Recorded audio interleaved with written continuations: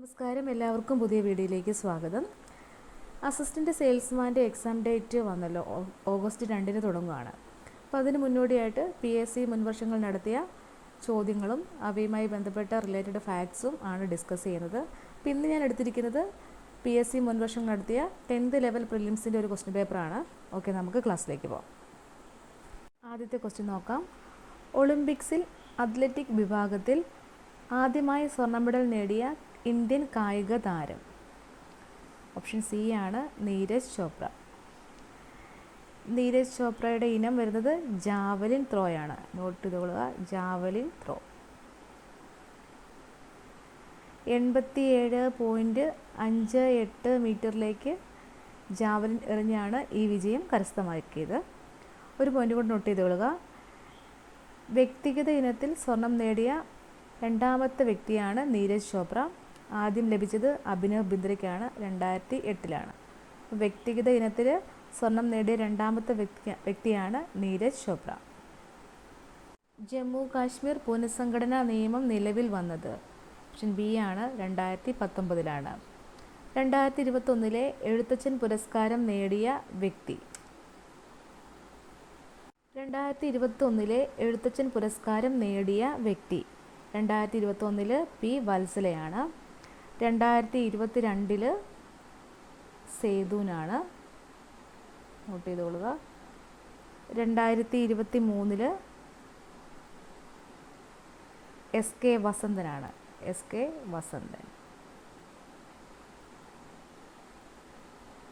2024 NS Madhavan. NS Madhavan. ഒന്നുകൂടി നോക്കാം. 2021 P Vatsala, 2022 Sethu, 2023 SK Vasanthan, 2024 NS Madhavan.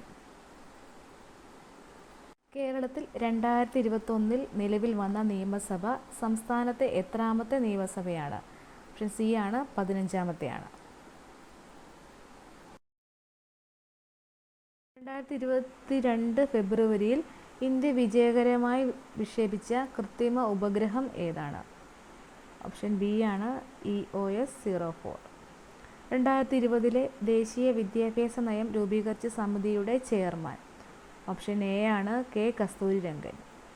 18 വയസ്സിന് താഴെയുള്ള കുട്ടികൾക്ക് മാരക രോഗങ്ങൾക്കായി സൗജന്യ ചികിത്സ നൽകുന്ന കേരള സർക്കാർ പദ്ധതി? ഓപ്ഷൻ ഡി ആണ്, താലോലം.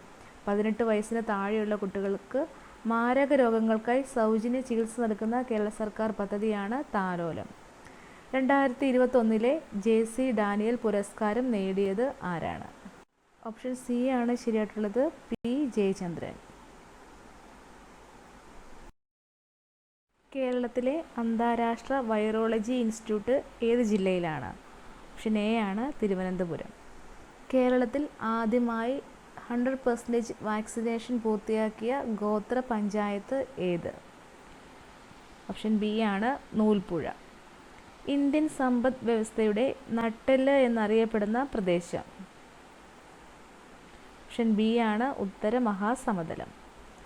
താഴെ തന്നിരിക്കുന്നവയിൽ നിന്നും ഉപദ്വീപീയ നദികളിൽ ഉൾപ്പെടാത്ത നദി കണ്ടെത്തുക? ഓപ്ഷൻ സി ആണ്, ലൂണി. നർമ്മദ, മഹാനദി, കാവേരിയൊക്കെ ഉപദ്വീപീയ നദികളിൽ ഉൾപ്പെടുന്നവയാണ്.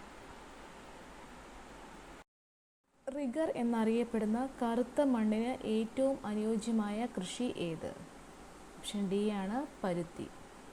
ഇന്ത്യയിൽ ഏറ്റവും കൂടുതൽ മഴ ലഭിക്കുന്ന പ്രദേശമായ മൗസിൻറാം ഏത് സംസ്ഥാനത്തിലാണ്? ഓപ്ഷൻ എ ആണ്, മേഘാലയ. ലോക ഓസോൺ ദിനം എന്നാണ്? ഓസോൺ ദിനം സെപ്റ്റംബർ 16-നാണ്. ഇന്ത്യയിൽ ഭൗമ താപോർജ്ജ പ്ലാന്റ് സ്ഥിതി ചെയ്യുന്ന പ്രദേശം? ഓപ്ഷൻ എ ആണ്, മണികരൺ. ഇന്ത്യയിൽ ജനസാന്ദ്രത ഏറ്റവും കുറവുള്ള സംസ്ഥാനം? ഓപ്ഷൻ ഡി ആണ്, അരുണാചൽ പ്രദേശ്. ഏറ്റവും കൂടുതലുള്ളത് ബീഹാറിനാണ്. ജനസാന്ദ്രത ഏറ്റവും കൂടുതലുള്ള സംസ്ഥാനം ബീഹാറാണ്. ശ്രീനഗർ, കാർഗിൽ മേഖലകളെ തമ്മിൽ ബന്ധിപ്പിക്കുന്ന ചുരം ഏതാണ്? ഓപ്ഷൻ സി ആണ്, സോജില ചുരമാണ് ശ്രീനഗർ, കാർഗിൽ തമ്മിൽ ബന്ധിപ്പിക്കുന്ന ചുരം. നാഥുല ചുരം സിക്കിമിനെയും ടിബറ്റിനെയാണ് ബന്ധിപ്പിക്കുന്നത്. സിക്കിം, ടിബറ്റ്. അടുത്തത് ഷിപ്കില ചുരം ഹിമാചലിനെയും ടിബറ്റിനെയാണ്. ഹിമാചൽ, ടിബറ്റ്. ഷിപ്കില ചുരം ബന്ധിപ്പിക്കുന്നത് ഹിമാചൽ, ടിബറ്റാണ്. ലിബ്ലെ ചുരം ബന്ധിപ്പിക്കുന്നത് ഉത്തരാഖണ്ഡിനെയും ടിബറ്റിനെയുമാണ്. ഉത്തരാഖണ്ഡ്, ടിബറ്റ്.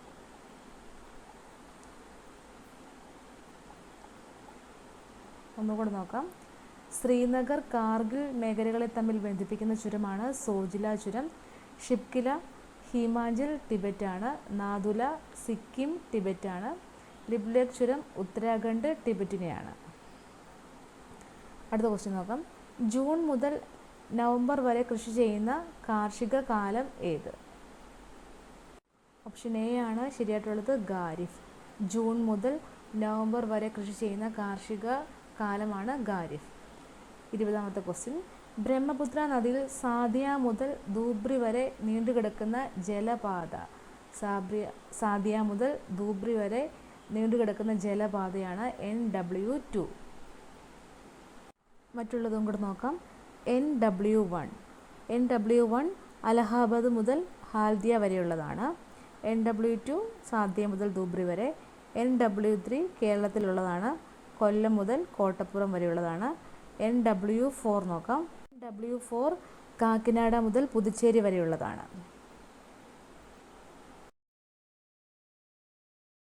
ഡോക്ടർ സച്ചിദാനന്ദ സിൻഹയുടെ അധ്യക്ഷതയിൽ ചേർന്ന ഭരണഘടനാ നിർമ്മാണ സഭയുടെ ആദ്യ സമ്മേളനം നടന്നത് എന്ന്? ഓപ്ഷൻ സി ആണ് 1946 ഡിസംബർ 9 ആദ്യ സമ്മേളനം നടന്നത്. വിദ്യാഭ്യാസ അവകാശ നിയമവുമായി ബന്ധപ്പെട്ട് താഴെ നൽകിയിരിക്കുന്ന പ്രസ്താവനകളിൽ ശരിയായത് തിരഞ്ഞെടുക്കുക.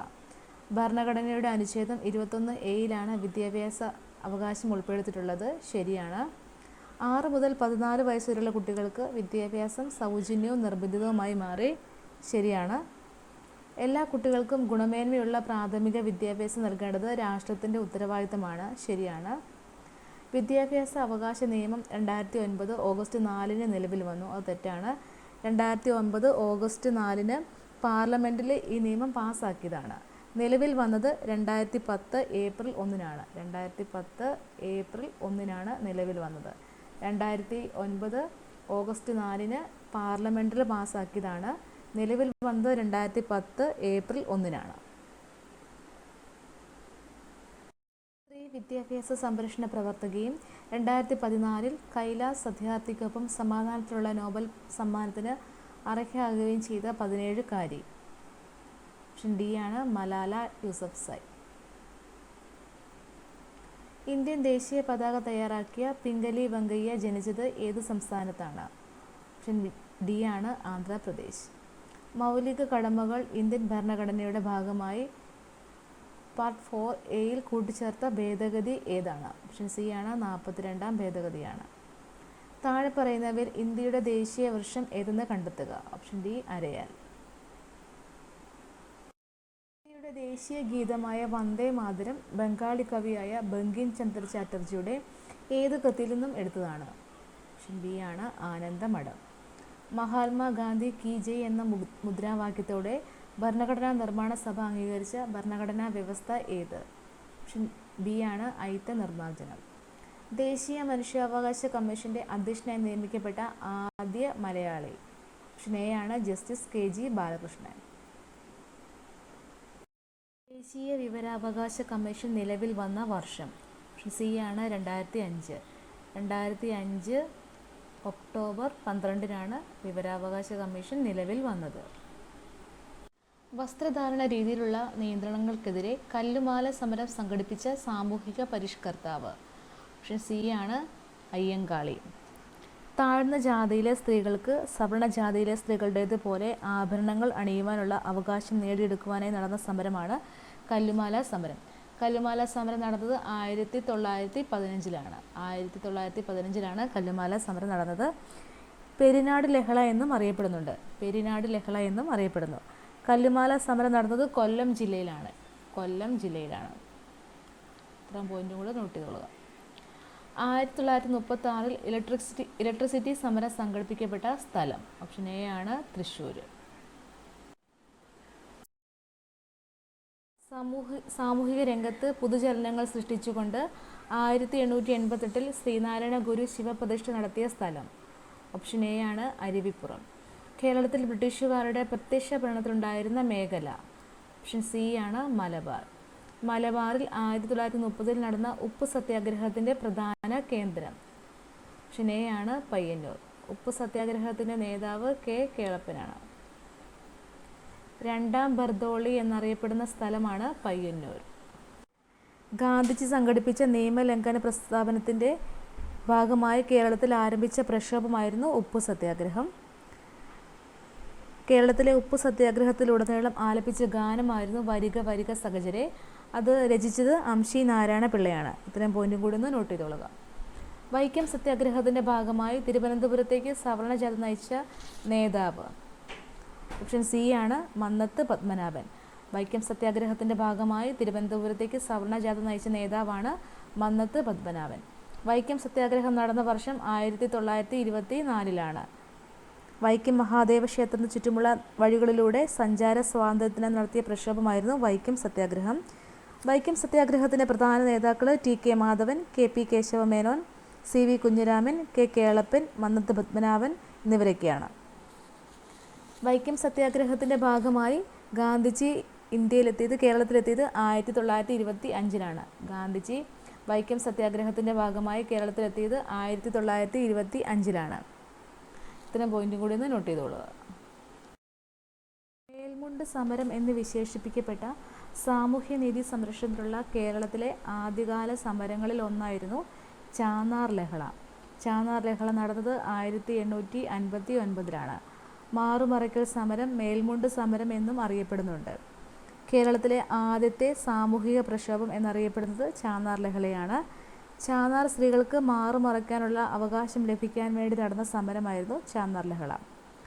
ഉത്രം തിരുനാൾ മാർത്താണ്ഡവർമ്മ ചാന്നാർ സ്ത്രീകൾക്ക് മേൽവസ്ത്രം ധരിക്കാനുള്ള വിളംബരം നൽകിയത് 1859 ജൂലൈ 26. 1859 ജൂലൈ 26 ഉത്രം തിരുനാൾ മാർത്താണ്ഡവർമ്മ ചാന്നാർ സ്ത്രീകൾക്ക് മേൽവസ്ത്രം ധരിക്കാനുള്ള വിളംബരത്തിലൂടെ അനുവാദം നൽകിയത്. അടുത്ത ക്വസ്റ്റ്യൻ നോക്കാം. കൊച്ചി രാജ്യ പ്രജാമണ്ഡലത്തിൻ്റെ ആദ്യ പ്രസിഡന്റ്. PSC ആൻസർ കീയിൽ VR കൃഷ്ണൻ എഴുത്തച്ഛനാണ് കൊടുത്തിരിക്കുന്നത്. പക്ഷേ VR കൃഷ്ണൻ എഴുത്തച്ഛൻ ആദ്യ സെക്രട്ടറിയാണ്. ആദ്യ പ്രസിഡന്റ് S നീലകണ്ഠ അയ്യറായിരുന്നു. കൊച്ചി രാജ്യ പ്രജാമണ്ഡലത്തിൻ്റെ ആദ്യ പ്രസിഡന്റ് S നീലകണ്ഠ അയ്യറായിരുന്നു. 1812 ആരംഭിച്ച കുറിച്യ കലാപത്തിൻ്റെ നേതാവ്. Option D രാമനമ്പിയാണ്.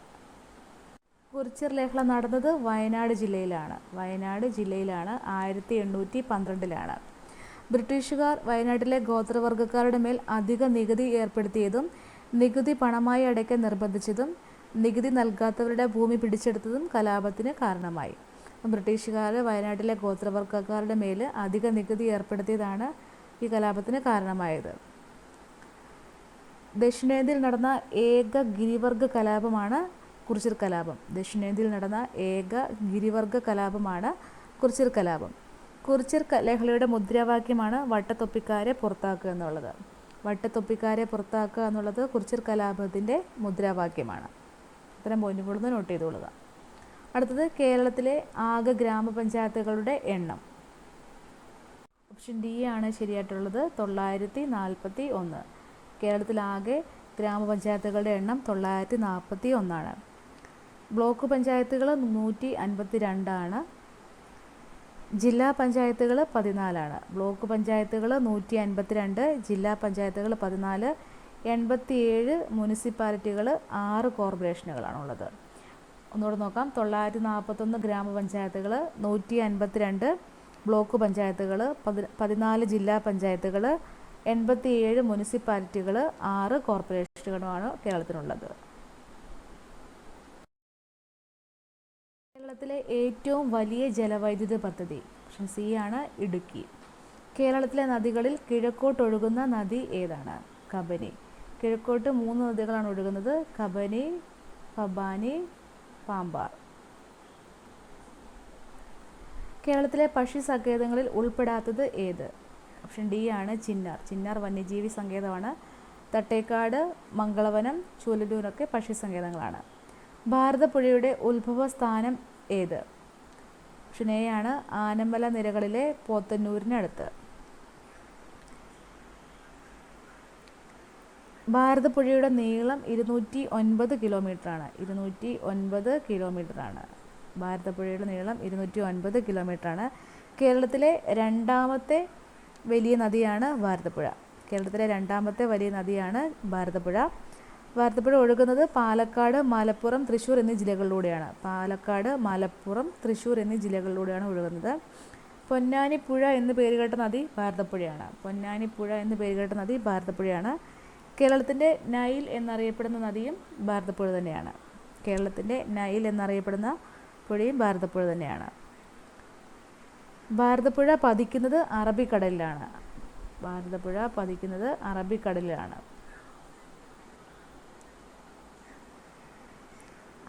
ഭാരതപ്പുഴ അറബിക്കടലിൽ പതിക്കുന്നത് പൊന്നാനിയിൽ വെച്ചിട്ടാണ് പതിക്കുന്നത്. ഇനി ഭാരതപ്പുഴയുടെ പ്രധാനപ്പെട്ട പോഷക നദികളാണ് തൂതപ്പുഴ, കണ്ണാടിപ്പുഴ, ഗായത്രിപ്പുഴ, കൽപ്പാത്തിപ്പുഴ. ഒന്നുകൂടെ നോക്കാം. തൂതപ്പുഴ, കണ്ണാടിപ്പുഴ, ഗായത്രിപ്പുഴ, കൽപ്പാത്തിപ്പുഴ എന്നിവയൊക്കെ ഭാരതപ്പുഴയുടെ പ്രധാനപ്പെട്ട പോഷക നദികളാണ്. ലോക അത്ലറ്റിക് ചാമ്പ്യൻഷിപ്പിൽ മെഡൽ നേടിയ ആദ്യ ഇന്ത്യൻ കായിക താരം? ഓപ്ഷൻ ബി ആണ് അഞ്ജു ബോബി ജോർജ്. കേരളത്തിലെ പ്രധാന മത്സ്യബന്ധന തുറമുഖമായ നീണ്ടകര ഏത് ജില്ലയിലാണ്? ഓപ്ഷൻ ബി ആണ് കൊല്ലം. കേരളത്തിലെ ആദ്യത്തെ ദേശീയോദ്യാനം? ഓപ്ഷൻ സി ആണ് ഇരവികുളം. കേരളത്തിലെ ഏറ്റവും വലിയ ശുദ്ധജല തടാകം?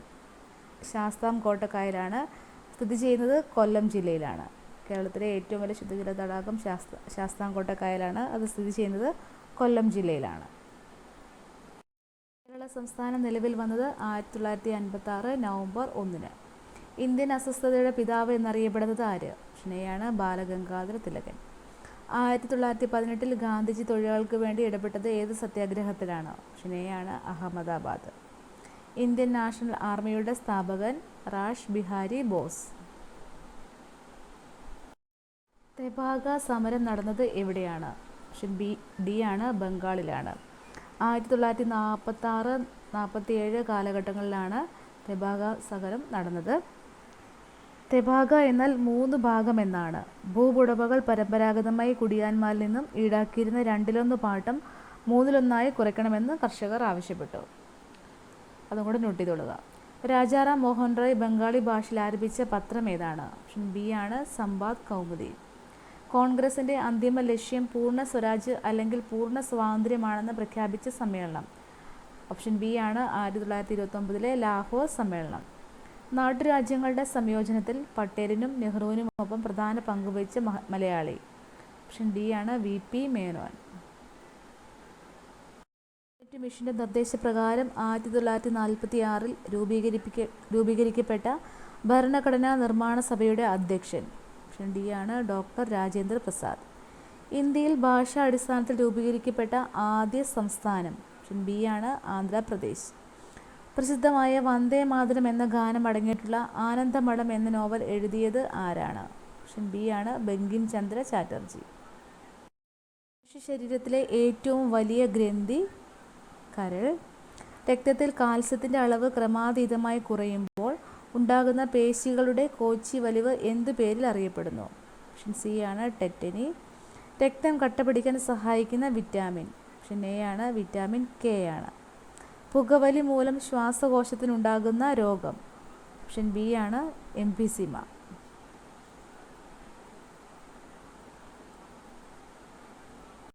കേരള സർക്കാരിൻ്റെ സമ്പൂർണ്ണ അവയവദാന പദ്ധതിയാണ് മൃതസഞ്ജീവിനി.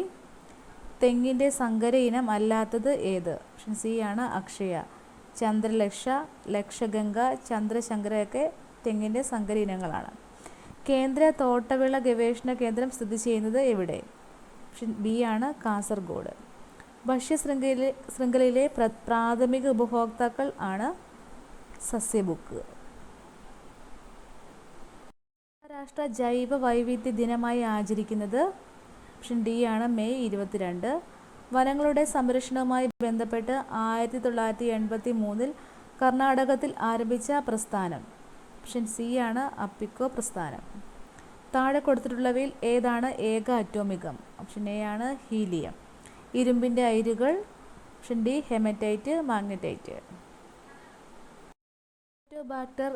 ബാക്ടീരിയ അന്തരീക്ഷത്തിലെ ഏത് വാതകവുമായി പ്രവർത്തിച്ചാണ് നൈട്രേറ്റ് ഉണ്ടാക്കുന്നത്? ഓപ്ഷൻ സി ആണ് നൈട്രജൻ. നേർപ്പിച്ച ഹൈഡ്രോക്ലോറിക് ആസിഡ് സിങ്ക് എന്ന മൂലകവുമായി പ്രവർത്തിച്ചാൽ ഉണ്ടാകുന്ന വാതകം? ഓപ്ഷൻ ഡി ആണ് ഹൈഡ്രജൻ. പാൽ കേടാകാതെ സൂക്ഷിക്കാൻ ഉപയോഗിക്കുന്ന രീതിയെ പറയുന്ന പേരെന്ത്? ഓപ്ഷൻ ബി ആണ് പാസ്ചറൈസേഷൻ. കോൺകേവ് ദർപ്പണത്തിൽ പ്രകാശരശ്മി പതിക്കുമ്പോൾ 30 ഡിഗ്രി പതനകോൺ ഉണ്ടാകുന്നു എങ്കിൽ പ്രതിപതന കോണിൻ്റെ അളവ് എത്ര? ഓപ്ഷൻ ബി ആണ് 30 ഡിഗ്രി. നഗ്നനേത്രങ്ങൾ കൊണ്ട് കാണാൻ സാധിക്കാത്ത ഗ്രഹം? ഓപ്ഷൻ സി ആണ് യുറാനസ്. പാരമ്പര്യ ഊർജ സ്രോതസ് ഏത്? Option D LPG. സൗരോർജം, തിരമാലയിൽ നിന്നുള്ള ഊർജം, കാറ്റിൽ നിന്നുള്ള ഊർജ്ജമൊക്കെ പാരമ്പര്യേതര ഊർജ്ജ സ്രോതസ്സുകളാണ്. തെർമോമീറ്റർ അളക്കുന്ന ഭൗതിക അളവ്? ഓപ്ഷൻ ബി ആണ് ഊഷ്മാവ്. ദോലനത്തിന് ഉദാഹരണം? ഓപ്ഷൻ എ ഊഞ്ഞാലിൻ്റെ ചലനം. ഒരു ക്ലോക്കിലെ സമയം 3 മണിക്കൂർ 15 മിനിറ്റ് ആണെങ്കിൽ മിനിറ്റ് സൂചിയും മണിക്കൂർ സൂചിയും തമ്മിലുള്ള കോണളവ് എത്ര? ഡയറക്റ്റ് ഇക്വേഷൻ ഉണ്ട്. 30h മൈനസ് 11/2 മിനിറ്റ് ഇട്ട് കൊടുത്താൽ മതി. 30 ഇൻറ്റു h എത്രയാണ്? മണിക്കൂർ 3 ആണ്. മൈനസ് 11/2 ഇൻറ്റു മിനിറ്റ് എത്രയാണ്? 15. ഇത് സിംപ്ലിഫൈ ചെയ്യുമ്പോൾ ആൻസർ വരുന്നത് 7/1/2 ഡിഗ്രിയാണ്. ആൻസർ ഡി ആണ് ശരിയായിട്ടുള്ളത്. കലണ്ടറിലെ ഒരു തീയതിയും തൊട്ടടുത്ത തീയതിയും ഇതേ തീയതികളുടെ 2 ആഴ്ചയ്ക്ക് ശേഷമുള്ള തീയതികളുടെയും തുക 62 ആണെങ്കിൽ ഇതിലെ ആദ്യ ദിനം ഈ മാസത്തിലെ എത്രാമത്തെ ദിവസമാണ്? നമുക്ക് കലണ്ടറിലെ ഡേറ്റ് പോണത് ഇപ്പോൾ ഒരു എക്സാമ്പിൾ എടുക്കാം. 2, 3, 4, 5 അങ്ങനെയാണ് പോണത്. ഇനി അടുത്ത വീക്ക് വരുമ്പോൾ എങ്ങനെയാണ്? 2ൻ്റെ കൂടെ 7 കൂട്ടുക, അപ്പോൾ എത്രയാവും? 9. 3ൻ്റെ കൂടെ 7 കൂട്ടുമ്പോൾ 10. 4ൻ്റെ കൂടെ 7 കൂട്ടുമ്പോൾ 11. 5ൻ്റെ കൂടെ 7 കൂട്ടുമ്പോൾ 12. ഇങ്ങനെയാണ് ഓരോ വീക്ക് പോകുന്നത്. അപ്പോൾ ഇവിടെ എത്രയാണ്? ഒരു കലണ്ടറിലെ ഒരു തീയതിയും തൊട്ടടുത്ത തീയതിയും. അപ്പോൾ ആദ്യ തീയതി എക്സ് ആക്കി എടുക്കുക. തൊട്ടടുത്ത് വരുമ്പോൾ എങ്ങനെയാണ്? 2, 3 ആയില്ലേ, അപ്പോൾ x+1 ആവും. ഓക്കെ, അങ്ങനെ പോകും. ഇനി നെക്സ്റ്റ് വീക്ക് വരണമെങ്കിലോ എക്സിൻ്റെ കൂടെ 7 കൂട്ടണം, x+7. x+1ൻ്റെ കൂടെ 7 കൂട്ടുമ്പം x+8 വരും. ഇനി അടുത്ത വീക്ക് വരണമെങ്കിലോ എഗെയിൻ 7 കൂട്ടുക, x+14. ഇവിടെ x+15 വരും. ഇവിടെ ചോദിച്ചിരിക്കുന്നത് എങ്ങനെയാണ്? ഇതേ തീയതികളുടെ 2 ആഴ്ചയ്ക്ക് ശേഷമുള്ള തീയതികൾ. അപ്പോൾ 2 ആഴ്ചയ്ക്ക് ശേഷം ഇതല്ലേ വരുന്നത്? x+14ഉം x+15ഉം. ഇവയുടെ തുക 62 ആണെങ്കിൽ അപ്പോൾ x+1 x+14 x+15 ഇവയുടെ എല്ലാം തുക എത്രയാണ്? 62 ആണെന്നാണ് പറഞ്ഞിരിക്കുന്നത്. തുക 62. അപ്പോൾ എക്സ് എത്ര ഉണ്ട്? 1, 2, 3, 4. അപ്പോൾ 4x plus 1 14 1 15 15 15 30. 4x plus 30 equal to എത്രയാണ്? തുക എത്രയാണ്? 62. അപ്പോൾ 4x ഈക്വൽ ടു എത്ര വരും? 62 മൈനസ് 30 വരും. എത്രയാണ് വരുന്നത്? 32 വരും. 4x equal to 32. അങ്ങനെയാണെങ്കിൽ എക്സ് അറിയാമല്ലോ. 32 ഡിവൈഡ് ബൈ 4 എത്രയാണ്? 8 ആണ് വരുന്നത്. അപ്പോൾ ആദ്യത്തെ ദിവസം ഏതാണ്? 8 ആണ്. ഓപ്ഷൻ ബി ആണ് ശരിയായിട്ടുള്ളത്. ക്ലിയർ ആയെന്ന് വിചാരിക്കുന്നു. നോക്കാം. ഇത് സിംപ്ലിഫൈ ചെയ്യാനുള്ളതാണ്. അപ്പോൾ ഇത് ചെയ്യുമ്പോൾ നമ്മൾ ഫസ്റ്റ് താഴെയുള്ള സംഖ്യയുടെ, അതായത് ഛേദത്തിൻ്റെ LCM എടുക്കുക. 2, 4, 8, 16, 32. ഇതിൻ്റെ LCM വരുന്നത് 32 ആണ്. LCM കാണാൻ എല്ലാവർക്കും അറിയാമായിരിക്കുമല്ലോ. അപ്പോൾ LCM 32 ആണ്. ഈ LCMനെ ഈ സംഖ്യകൾ കൊണ്ടെല്ലാം മൾട്ടിപ്ലൈ ചെയ്യുക. അപ്പോൾ 1 × 32 32 തന്നെ, plus 1/2 into 32 plus 1/4 into 32 plus 1/8 into 32 plus 1/6 16 into 32 plus 1/32 into 32. ഇനി ക്യാൻസൽ ചെയ്യാം. 32 അതുപോലെ തന്നെ എഴുതി. 2ഉം 32 ക്യാൻസൽ ചെയ്യാമല്ലോ. അപ്പോൾ 16 പ്ലസ് 4ഉം 32ഉം ക്യാൻസൽ ചെയ്താൽ 8 പ്ലസ് 8 32 ക്യാൻസൽ ചെയ്ത് കഴിഞ്ഞാൽ 4 4 16ഉം 32 ക്യാൻസൽ ചെയ്താൽ 2 32 ക്യാൻസൽ ചെയ്താൽ 1 ഡിവൈഡ് ബൈ LCM എത്രയാണ്? 32. അതങ്ങനെ തന്നെ എഴുതുക. ഓക്കെ, എല്ലാം കൂടെ കൂട്ടുക. 32 16 എത്രയാണ്? 48. 48 8 56. 56 4 60. 60 2 62. 62 1 63. 63 ഡിവൈഡ് ബൈ 32. ഇതാണ് ആൻസർ വരുന്നത്. ഓപ്ഷൻ സി ആണ് ശരിയായിട്ടുള്ളത്. ക്ലിയർ ആയെന്ന് വിചാരിക്കുന്നു. 6/21 1ൻ്റെ സ്ഥാനത്തെ അക്കം എത്ര? ഇപ്പോൾ ലാസ്റ്റ് സംഖ്യ 6 വരുന്നത് സംഖ്യകളുടെ എത്ര പവർ എടുത്താലും അതിൻ്റെ 1ൻ്റെ സ്ഥാനം ആ സംഖ്യ തന്നെ ആയിരിക്കും. അപ്പോൾ ഇവിടെ 6 തന്നെയായിരിക്കും ഉത്തരം വരുന്നത്. ത്രികോണത്തിൻ്റെ ലംബവശങ്ങളുടെ നീളങ്ങൾ യഥാക്രമം 10 സെൻറ്റിമീറ്റർ 8 സെൻറ്റിമീറ്ററും ആണ്. ഈ വശങ്ങളുടെ നീളങ്ങൾ യഥാക്രമം 20%, 25% വർദ്ധിപ്പിച്ചാൽ പരപ്പളവിലെ വർധനവ്. അപ്പോൾ മട്ട് ത്രികോണത്തിൻ്റെ ഏരിയ കണ്ടുപിടിക്കാനുള്ള ഇക്വേഷൻ എങ്ങനെയായിരുന്നു? Area equal to half BH. ഇവിടെ എത്ര തന്നിരിക്കുന്ന നീളവും വീതിയും തന്നിട്ടുണ്ടല്ലോ. 1/2 × 10 × 8. അപ്പോൾ എത്രയാണ് വരുന്നത്? 2 5 10 ക്യാൻസൽ ചെയ്തു. അപ്പോൾ 40 വരും. ഓക്കെ. ഇനി ഇവയുടെ നീളങ്ങൾ 20%, 25% വർദ്ധിപ്പിക്കുകയാണ്. അപ്പം 10ൻ്റെ 20% എത്രയാണ്? 12 ആണ്. ഇനി 8ൻ്റെ 25% എത്രയാണ്? 10 ആണ്. അപ്പോൾ ഇനി പുതിയ ഏരിയ കണ്ടുപിടിക്കുക. അപ്പോൾ 1/2 × 12 × 10. അപ്പോൾ എത്ര വരും? 60 വരും. ഓക്കെ.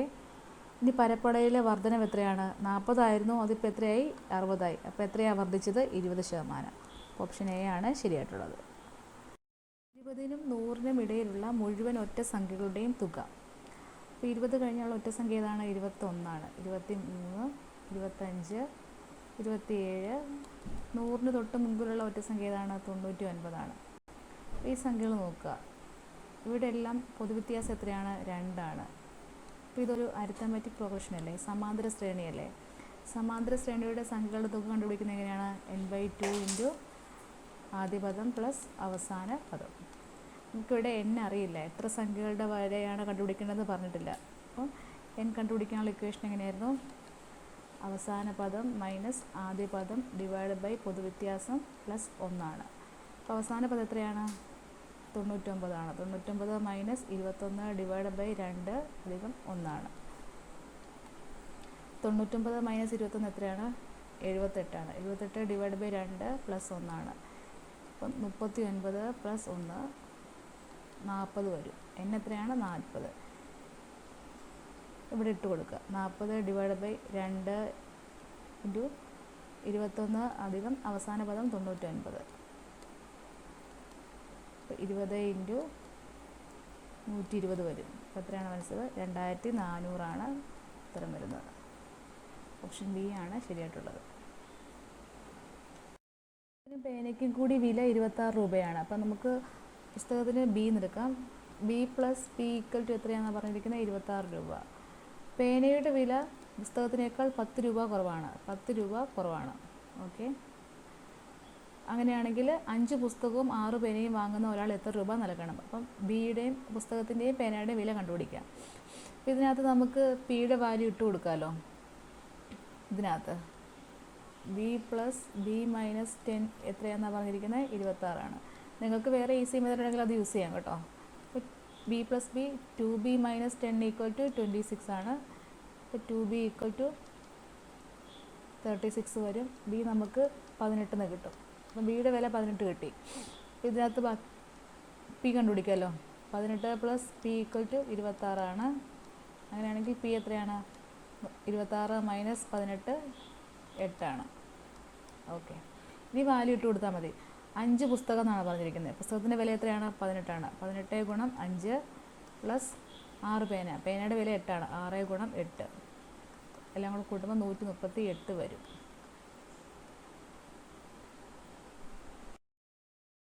.49 ഏത് സംഖ്യ കൊണ്ട് ഗുണിച്ചാലാണ് .49 കിട്ടുക?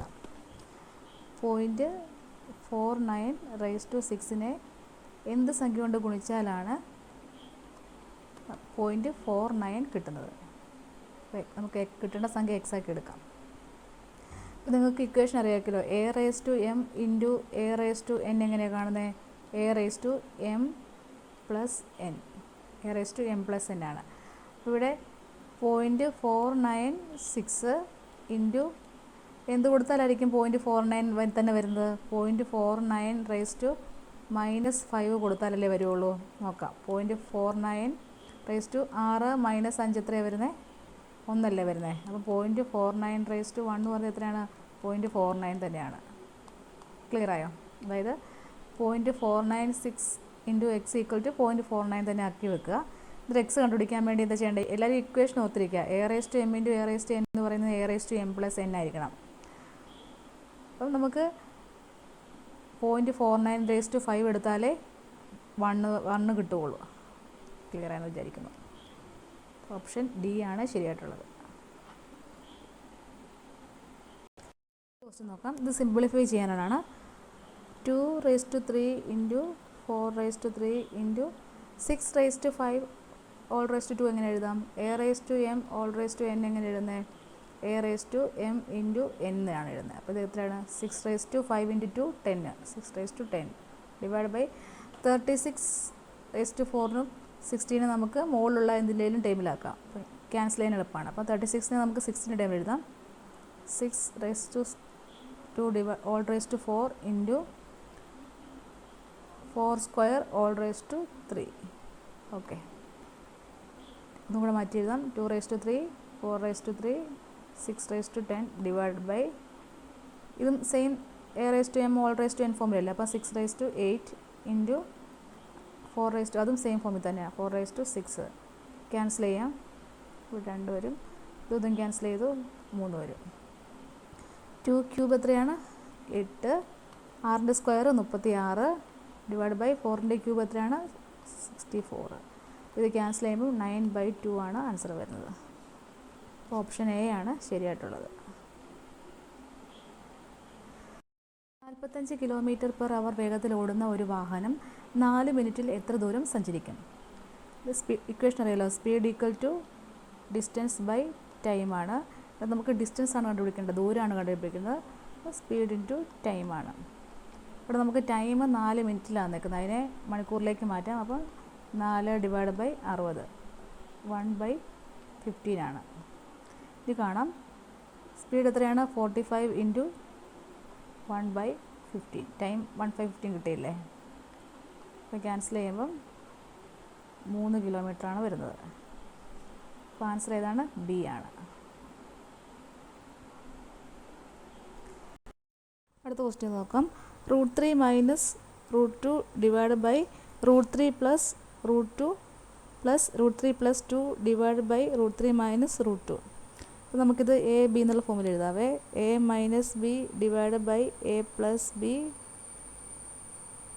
Plus A plus B divide by A minus B എന്ന ഫോമിലല്ലേ കിടക്കുന്നത്.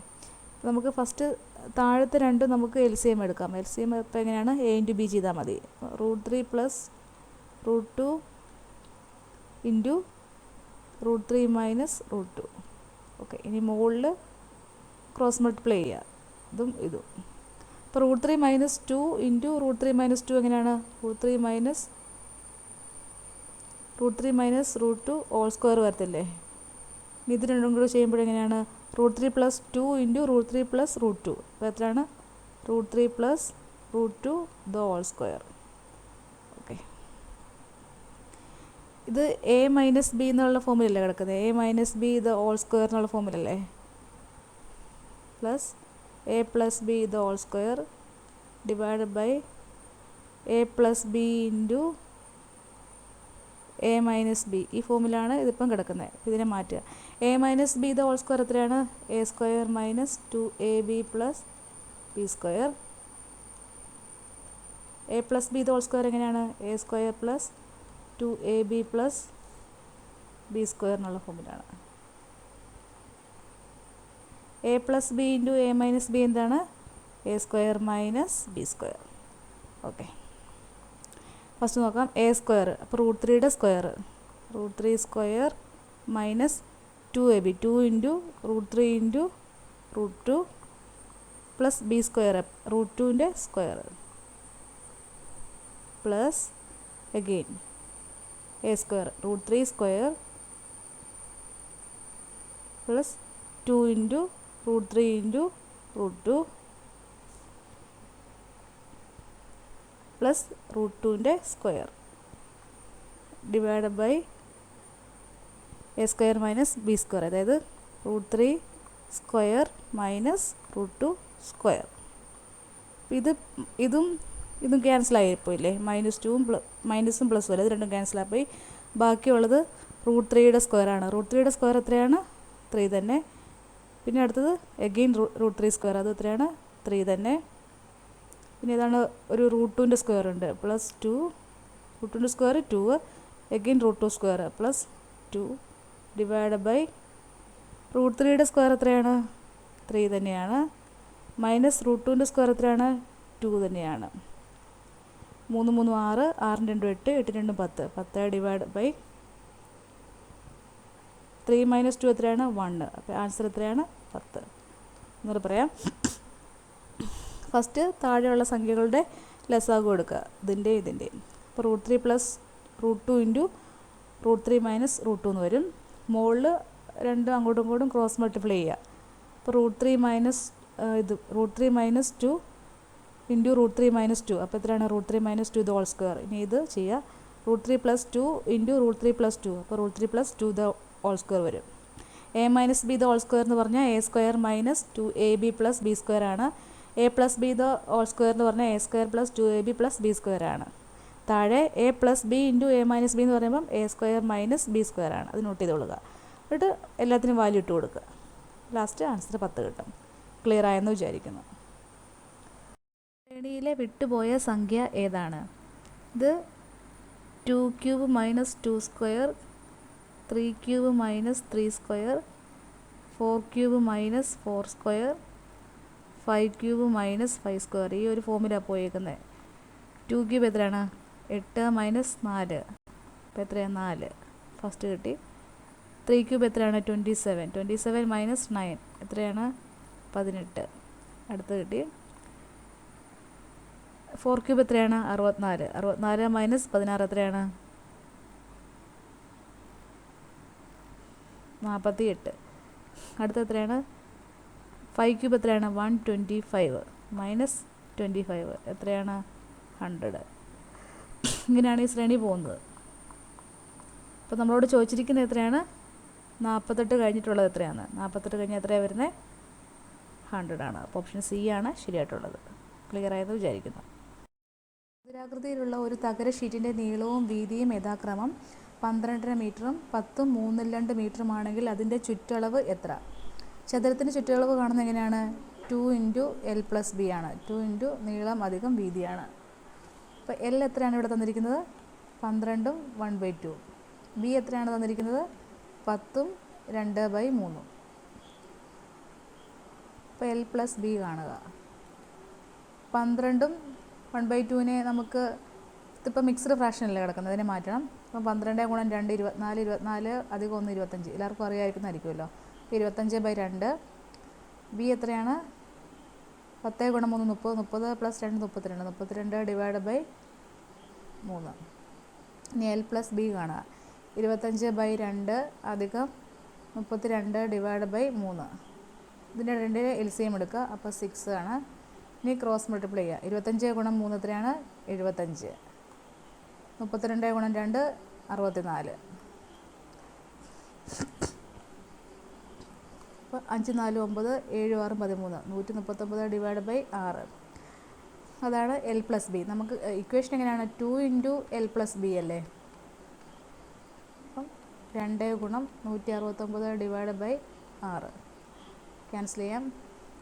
അപ്പോൾ 169 ഡിവൈഡ് ബൈ 3 പിന്നെ ഈ മിക്സ്ഡ് ഫ്രാക്ഷനിലേക്ക് ആക്കാം.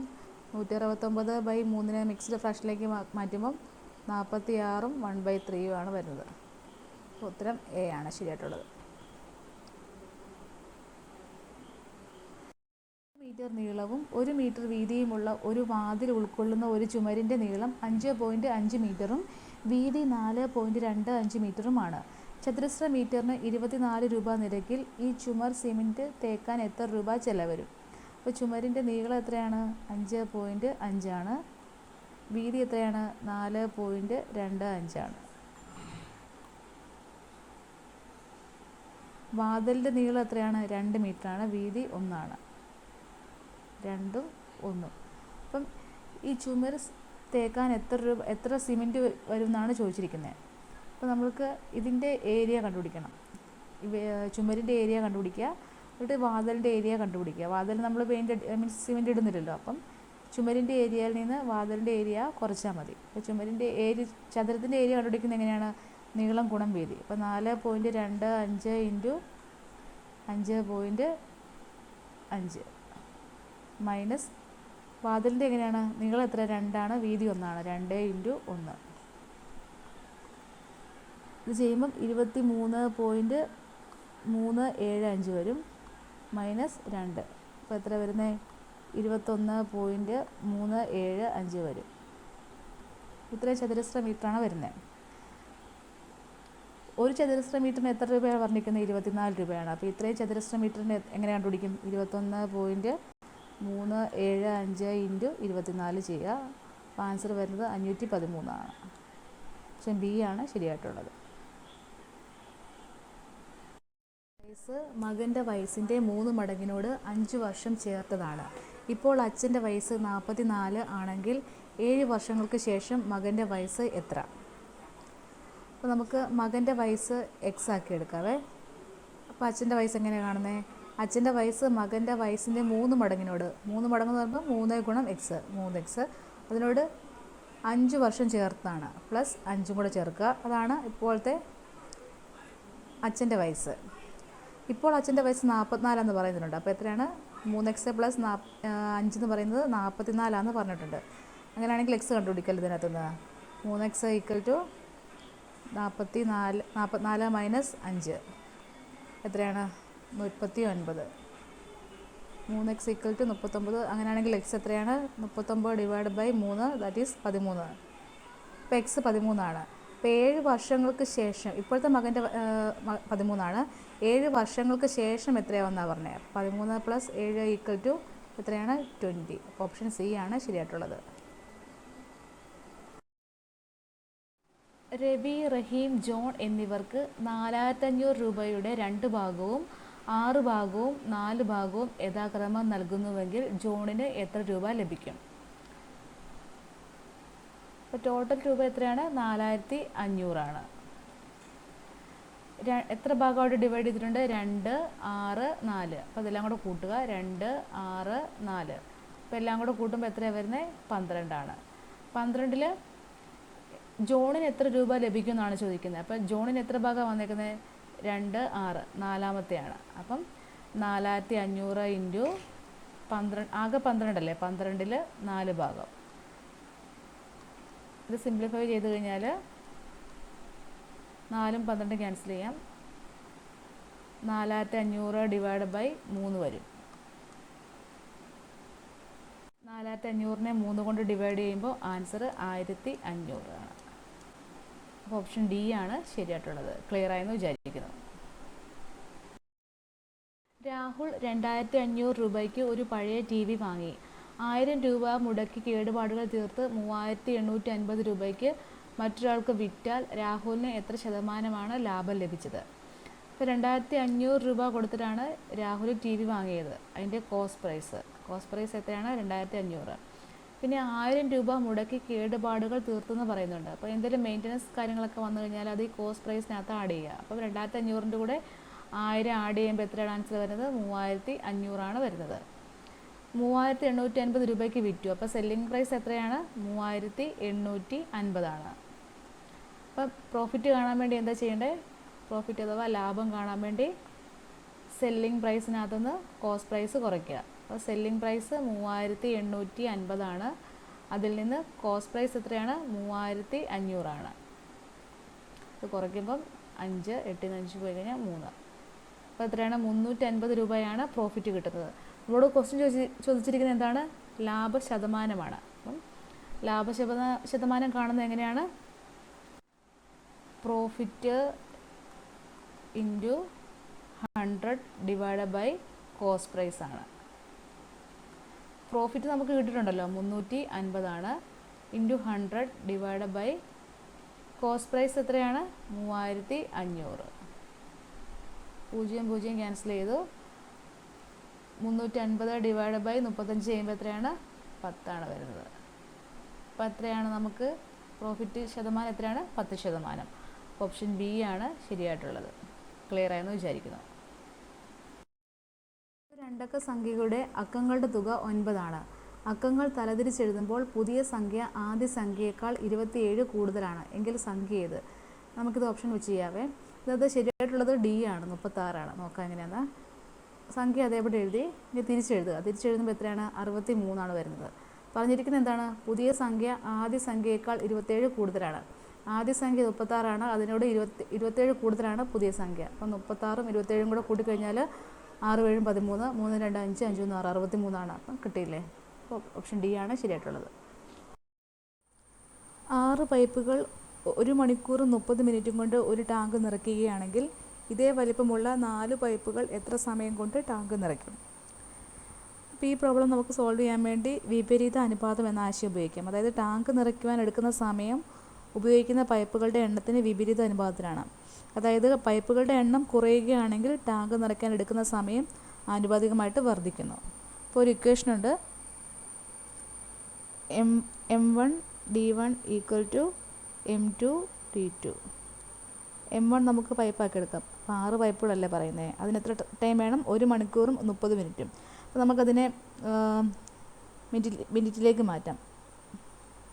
1 മണിക്കൂർ 30 മിനിറ്റിലേക്ക് മാറ്റുമ്പം 1 മണിക്കൂർ എന്ന് പറയുമ്പോൾ 60 അല്ലേ, 60 പ്ലസ് ബാക്കി 30, അതും കൂടെ കൂടുമ്പോൾ 90 മിനിറ്റ്. അപ്പം 6 × 90 = M2 എത്രയാണ് പറഞ്ഞിരിക്കുന്നത്? 4 പൈപ്പുകൾ എന്നാണ് പറഞ്ഞേക്കുന്നത്. അപ്പം 4 × D2 ആണ് നമുക്ക് കണ്ടുപിടിക്കേണ്ടത്. അപ്പം D2 കാണാൻ വേണ്ടി 6 × 90 ÷ 4. അപ്പോൾ ആൻസർ വരുന്നത് 135 വരും. അപ്പോൾ നമുക്ക് 135 ആൻസർ ഓപ്ഷനിലില്ലല്ലോ.